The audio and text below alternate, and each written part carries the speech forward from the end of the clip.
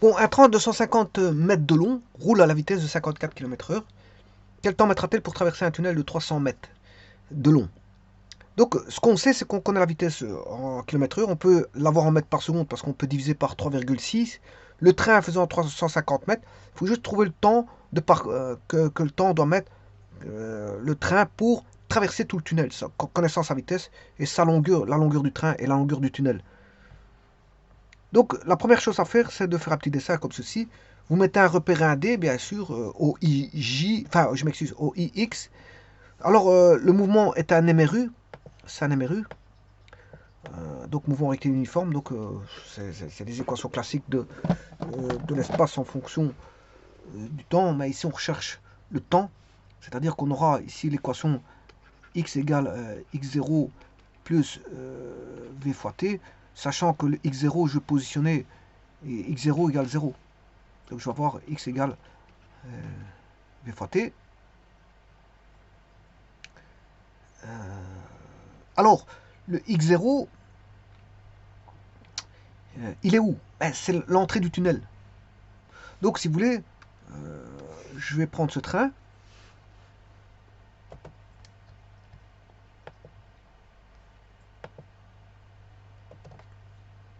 Je vais le réduire.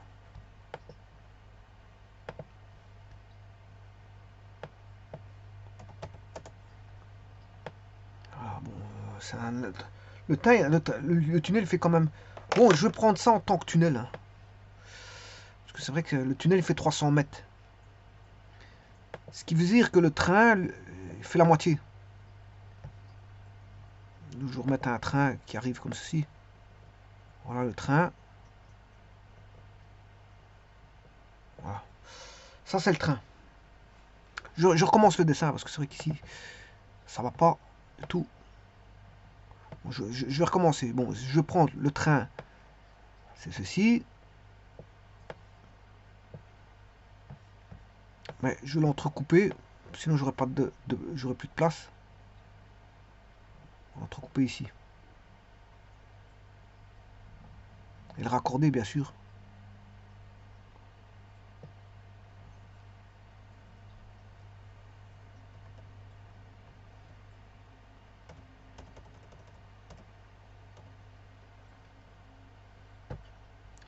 Bon, ça, c'est le train. Maintenant, je vais mettre le tunnel. Le tunnel est beaucoup plus long.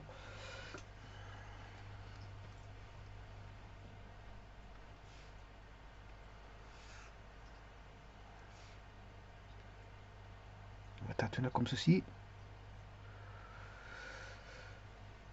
Bah, il fait 300 mètres. Hein. Donc, il est beaucoup plus long que le train. Je cours couper le train. On va mettre comme ça c'est 150 mètres. Donc normalement, le train que je considère 150 mètres, il doit aller deux fois. Une fois.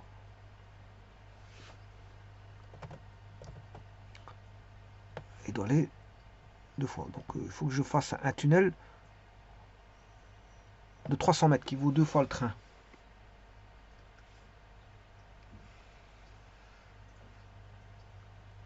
Voilà, le tunnel, il est là. Donc ce qui veut dire que ça, je vais effacer.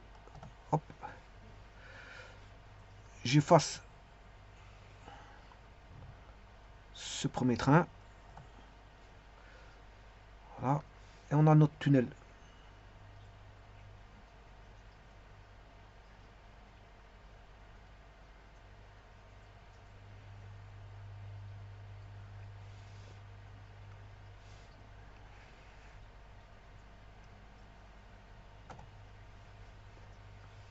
Donc je vais essayer de replacer ça, si je sais, redimensionner.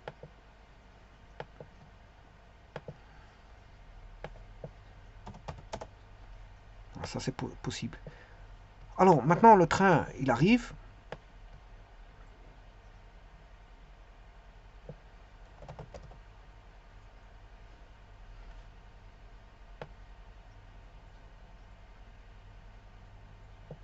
Je peux remettre ici. Voilà. Ce train, qu'est-ce qu'il fait? Donc j'ai dit que j'allais positionner le 0, l'axe 0, à l'entrée du tunnel.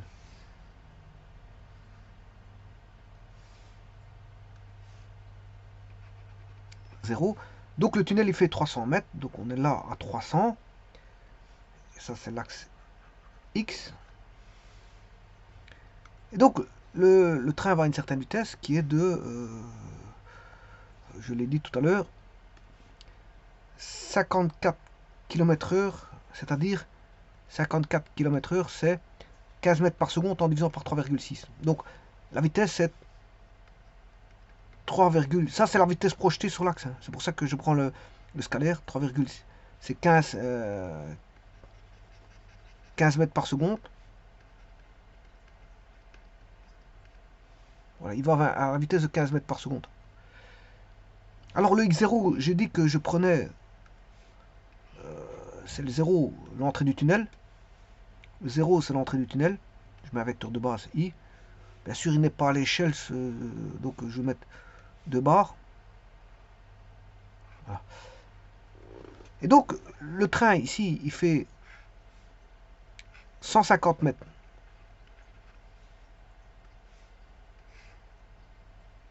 Il fait 150 mètres de distance. Donc, ce qui veut dire ce train-là, pour être sorti, pour être rentré, d'abord, il faut que il va rentrer sa tête. Il faut qu'il rentre sa tête ici, la tête ici. Donc, il faut que la tête soit en 0. Une fois que la tête est en 0, il est entré. Ensuite, pour sortir du tunnel, bon, le tunnel que voici, que doit faire le train? Bon, donc il doit rentrer sa tête comme ceci. Là, il est en entrée. Là, il rentre. Là, il pénètre dans le tunnel. Là, il est dedans, complètement dedans. Parce que là, il est partiellement dedans. Là, il est partiellement dedans. Et là, il commence à terminer sa part. Voilà. Et là, il est complètement dedans. Complètement dedans. Partiellement sorti. Partiellement sorti. Partiellement sorti. Et sorti. Voilà, sorti. Donc, ça veut dire que pour sortir, il faut que la queue ici du train, la queue du train, soit 300. Il faut que la queue du train. Mais, comme le train, il fait 300 mètres, 150 mètres, je m'excuse. Je rappelle que ça fait 150 mètres. Donc ça veut dire que la position de la tête, elle doit être à 300 plus 150, ce qui fait 450 mètres. Voilà, donc la tête ici, elle est là. Il entre. Il est complètement sorti quand la tête est à... donc la tête rentre quand il est en 0. Hein, et puis le train sort quand la tête est en 450 mètres. Donc ça veut dire que de là à là, le train doit faire 450 mètres.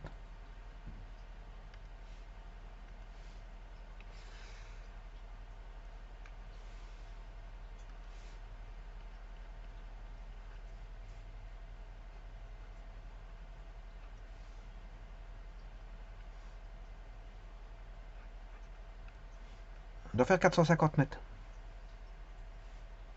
De là, ben, ici c'est la position x égale 300. Ça fait 450 mètres.